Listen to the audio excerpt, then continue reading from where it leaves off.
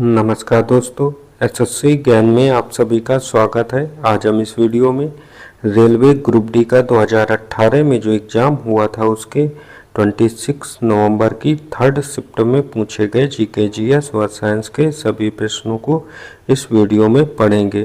तो जिन बच्चों का ग्रुप डी का एग्ज़ाम लगा हुआ है चैनल से जुड़ जाएं और अपनी अच्छे से तैयारी करते रहें। मैं डेली एक प्रीवियस ईयर के पेपर का रिवीजन लेकर आता हूं, तो आप लोगों को इससे काफ़ी ज़्यादा एग्ज़ाम में सहायता भी मिलेगी। और 2021 में जो भी ग्रुप डी का एग्ज़ाम हुआ था उसके भी मैं इसके बाद रिवीजन करवाऊंगा। तो एग्ज़ाम तक 2018 2021 की सारी शिफ्टों का रिवीजन इस चैनल पर मिल जाएगा। तो आप लोग चैनल को सब्सक्राइब जरूर कर लें और वीडियो पसंद आए तो वीडियो को लाइक ज़रूर करें। बढ़ते हैं अपने आज की वीडियो में और देखते हैं किस टाइप के और कैसे प्रश्न पूछे गए थे। तो थर्ड शिफ्ट में जो पहला प्रश्न पूछा गया था कि इनमें से कौन सा कथन लिंग संबंधी निर्धारण के बारे में गलत है। तो आंसर हो जाएगा एक स्त्री में दो एक समान यक्ष गुणसूत्र और यक्ष वाई होते हैं, यह गलत है, ऐसा नहीं होता। तो ऑप्शन 4 इसका राइट आंसर हो जाएगा।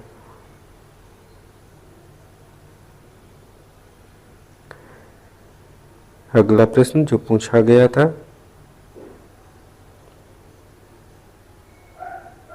प्रसिद्ध बांसुरी वादक पंडित हरि प्रसाद चौरसिया को किस क्षेत्र में आजीवन उपलब्धि के लिए 2016 सुमित्रा चरतराम पुरस्कार से सम्मानित किया गया था। तो आंसर हो जाएगा यह थे भारतीय शास्त्रीय संगीत। तो ऑप्शन 4 इसका राइट आंसर हो जाएगा। अगला प्रश्न है, एक कार का बहिर्गमन भाग से गिरती है और 1.0 सेकंड में जमीन पर गिर जाती है। तो मान ले जी का मान 10 मीटर प्रति सेकंड स्क्वायर, तो जमीन से टकराने पर इसकी गति क्या होगी। तो आंसर हो जाएगा इसकी गति होगी 10 मीटर प्रति सेकंड। तो ऑप्शन 3 इसका राइट आंसर हो जाएगा, क्योंकि इसकी गति को हम लोग जो निकालेंगे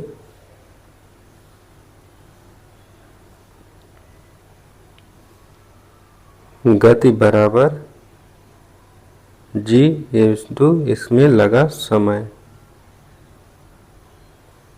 1.0, तो इसका आ जाएगा 10 मीटर प्रति सेकंड। तो ऑप्शन 3 इसका राइट आंसर हो जाएगा।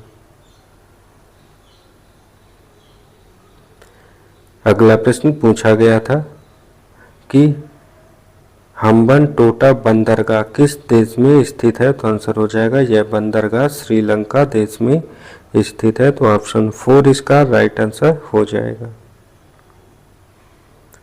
अगला प्रश्न है, विश्व कुश्ती चैंपियनशिप के 15वें संस्करण 2018 को 20 अक्टूबर से 28 अक्टूबर को कहां पर आयोजित किया गया था। तो आंसर हो जाएगा इसे हंगरी में आयोजित किया गया। तो ऑप्शन 4 इसका राइट आंसर होगा।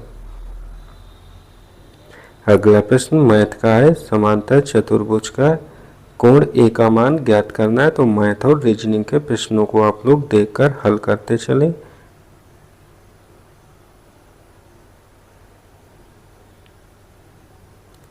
अगला भी कथन संबंधी प्रश्न है, रीजनिंग का प्रश्न है ये। मैथ का प्रॉफिट से प्रश्न पूछा गया है। और अगला प्रश्न है, एक घर में एक माह में 900 इंटू 10 के पावर 6 जूल ऊर्जा की खपत होती है, तो इकाई में यह ऊर्जा कितनी होगी। तो आंसर हो जाएगा इकाई में यह ऊर्जा 250 होगी। तो ऑप्शन 3 इसका राइट आंसर हो जाएगा।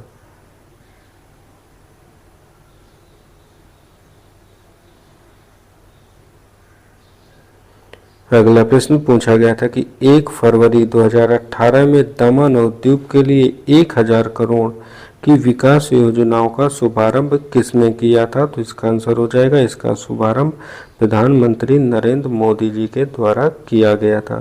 तो ऑप्शन 2 इसका राइट आंसर होगा। अगला प्रश्न पूछा गया, धातुओं के संबंध में कौन सा कथन गलत है? तो इसमें गलत कथन हो जाएगा, सभी धातुएं पारे को छोड़कर तरल में होती हैं और मुलायम होती हैं। तो ऐसा गलत है, क्योंकि सिर्फ पारा जो होता है वह तरल उसमें होता है। तो ऑप्शन 4 इसका राइट आंसर हो जाएगा। रीजनिंग का प्रश्न कथन संबंधी पूछा गया है।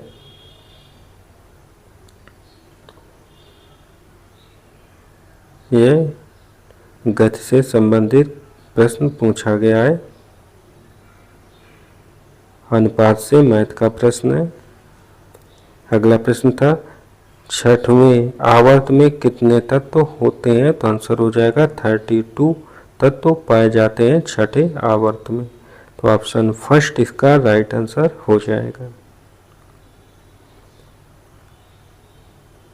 अगला प्रश्न था, आवर्त सारणी के तीसरे आवर्त में सबसे छोटे आकार वाला तत्व कौन सा होता है? तो आंसर हो जाएगा, यह होता है आर्गन। तो ऑप्शन 4 इसका राइट आंसर हो जाएगा। अगला प्रश्न है, फर्स्ट आवर्त के दोनों एलिमेंट में किस कोष में संयोजी इलेक्ट्रॉन उपस्थित होते हैं? तो आंसर हो जाएगा के कोष में होते हैं। तो ऑप्शन सेकंड इसका राइट आंसर हो जाएगा।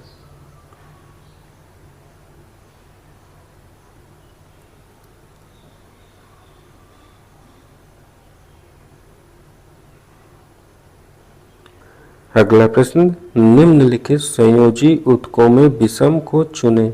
तीन में से कोई भी ऑप्शन इसका राइट आंसर नहीं था, तो इसे आयोग ने प्रश्न को हटा दिया था।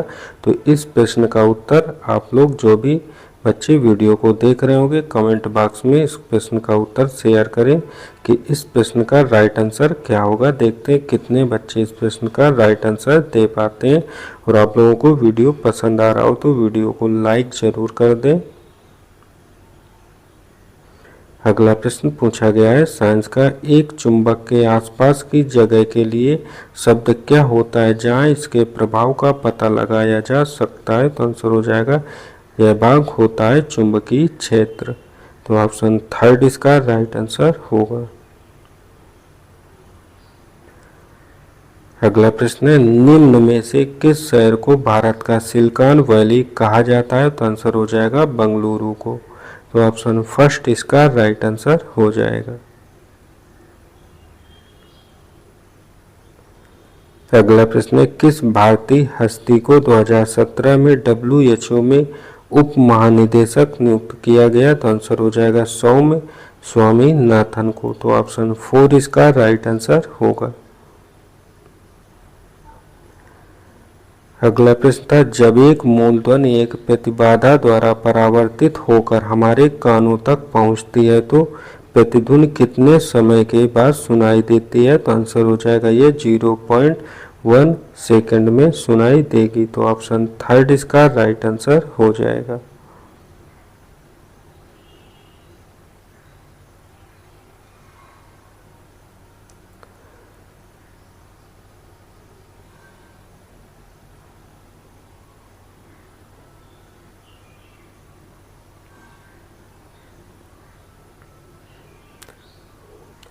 अगला प्रश्न था, निम्न में से गलत कथन को चुनें। पत्तियों में कोशिकाओं की ऊपरी और निचली परत कैसी होती है? तो आंसर हो जाएगा भोजन का संश्लेषण करती है। तो ऑप्शन थर्ड इसका राइट आंसर हो जाएगा।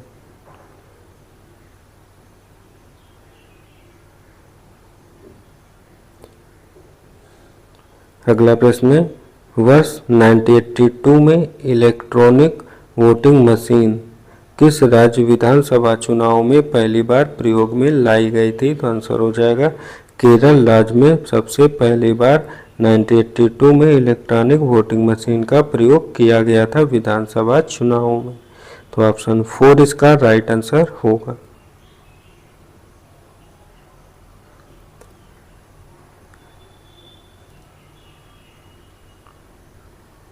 अगला प्रश्न है, ठोस कोयला को तरल हाइड्रोकार्बन में परिवर्तित करने वाली प्रक्रिया को क्या कहते हैं? तो आंसर हो जाएगी इसे द्रवीकरण कहा जाता है। तो ऑप्शन सेकंड इसका राइट आंसर होगा। अगला प्रश्न है, किसने ग्रैंड ट्रंक रोड का पुनर्निर्माण करवाया था? तो आंसर हो जाएगा लॉर्ड डलहौजी ने। तो ऑप्शन सेकंड इसका राइट आंसर होगा।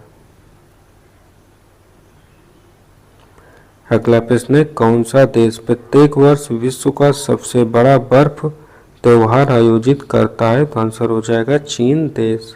तो ऑप्शन थर्ड इसका राइट आंसर हो जाएगा।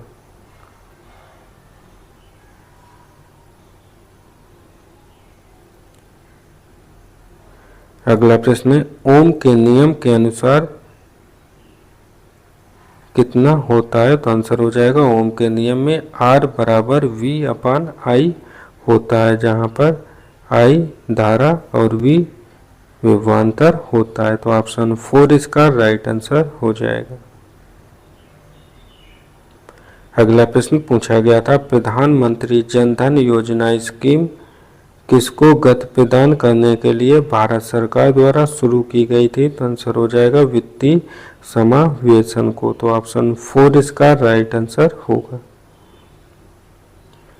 अगला प्रश्न है, हर्षचरित राजा हर्षवर्धन की जीवनी किसने लिखी थी? तो आंसर हो जाएगा बाणभट्ट के द्वारा लिखी गई। तो ऑप्शन थर्ड इसका राइट आंसर हो जाएगा। अगला प्रश्न था, तुंगभद्रा नदी किसकी एक सहायक नदी है? तो आंसर हो जाएगा कृष्णा नदी की। तो ऑप्शन थर्ड इसका राइट आंसर हो जाएगा। अगला प्रश्न है, किस प्रक्रिया के द्वारा रासायनिक ऊर्जा को तापीय ऊर्जा में परिवर्तित करती है? तो आंसर हो जाएगा श्वसन। तो ऑप्शन थर्ड इसका राइट आंसर होगा। अगला, एल्डिहाइड के लिए गलत विकल्प चुने। तो CH2, COH, इथाइल और एसीटैल्डिहाइड, यही इसका गलत ऑप्शन हो जाएगा। तो ऑप्शन थर्ड इसका राइट आंसर होगा। अगला प्रश्न जो पूछा गया था कि स्वर्ण मंदिर जिसे हरमंदिर साहिब या दरबार साहिब भी कहा जाता है, कहाँ पर स्थित है? तो आंसर हो जाएगा यह अमृतसर पंजाब राज्य में स्थित है। तो ऑप्शन फर्स्ट इसका राइट आंसर होगा।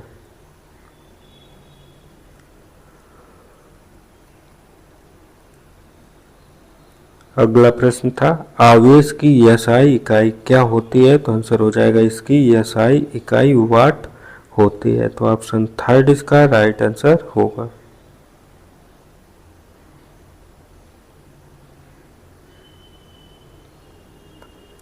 अगला प्रश्न था, TDP मंत्री अशोक गजपति राजू के हाल ही में इस्तीफे के बाद एक नए नागरिक उड्डयन मंत्री के रूप में अतिरिक्त प्रभार किसने संभाला था? तो आंसर हो जाएगा सुरेश प्रभु ने। तो ऑप्शन 4 इसका राइट आंसर हो जाएगा। अगला है, यदि वेग को दोगुना कर दिया जाए तो क्या होगा? तो आंसर हो जाएगा संवेग दोगुना और गतिज ऊर्जा 4 गुना हो जाएगी, क्योंकि संवेग का जो फार्मूला होता है P बराबर mv होता है। तो यहाँ पर जब वेग को 2v रखेंगे तो यह संवेग हो जाएगा 2mv मतलब 2p, दोगुना हो जाएगा। और गतिज ऊर्जा का जो फार्मूला होता है वह होता है k बराबर 1/2 mv²। यहाँ पर जब वेग को 2v रखेंगे तो यहाँ पर 4v हो जाएगा। तो ये हो जाएगी 4 गुना। तो ऑप्शन सेकंड इसका राइट आंसर हो जाएगा।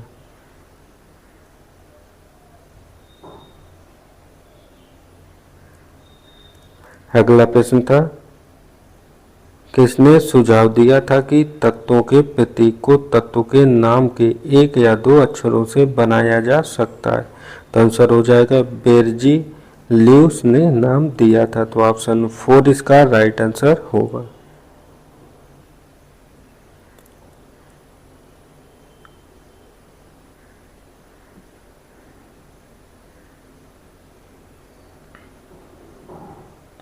अगला प्रश्न है, विश्व व्यापार संगठन का गठन किस समझौते के तहत 1 जनवरी 1995 को किया गया था? तो आंसर हो जाएगा मराकेश समझौते के तहत विश्व व्यापार संगठन का गठन 1995 में हुआ था। तो ऑप्शन थर्ड इसका राइट आंसर हो जाएगा। अगला है बंगाली भाषा में लेखक श्रेणी में बिग लिटिल बुक अवार्ड 2017 का विजेता किसे घोषित किया गया? तो आंसर हो जाएगा यह थे नवनीता देव सेन। तो ऑप्शन फर्स्ट इसका राइट आंसर होगा। अगला प्रश्न है अभिक्रिया से कि 2Mg+O2 = MgO। तो प्रयुक्त अभिक्रिया किसका एक उदाहरण है? तो आंसर हो जाएगा यह अभिक्रिया संयोजन अभिक्रिया का एक उदाहरण है। तो ऑप्शन फर्स्ट इसका राइट आंसर होगा। अगला प्रश्न था आईसीसी के अनुसार 2017-18 में नंबर 1 एक टेस्ट गेंदबाज कौन था? तो आंसर हो जाएगा जेम्स एंडरसन जो इंग्लैंड टीम के बॉलर थे। तो ऑप्शन सेकंड इसका राइट आंसर हो जाएगा।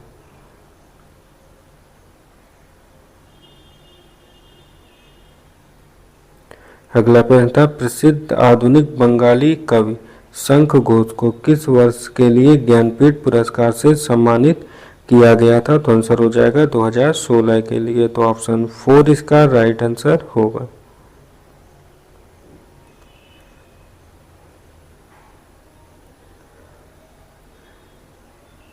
अगला प्रश्न है फोर्ब्स संकलन के मुताबिक निम्न में से कौन सा एथलीट दुनिया की सबसे ज्यादा भुगतान पाने वाली एथलीट की सूची में नंबर 1 पर है? तो आंसर हो जाएगा फ्लोयड मेवेदर। तो ऑप्शन 4 इसका राइट आंसर होगा। अगला प्रश्न टेक्नोमेट्री से है और एक से 2 प्रश्न हर शिफ्ट में टेक्नोमेट्री से जरूर पूछे जाते हैं ग्रुप डी एग्जाम में। अगला था सोनार का पूर्ण रूप क्या होता है? तो आंसर हो जाएगा इसका पूर्ण रूप साउंड नेविगेशन एंड रेजिंग होता है। तो ऑप्शन फर्स्ट इसका राइट आंसर होगा।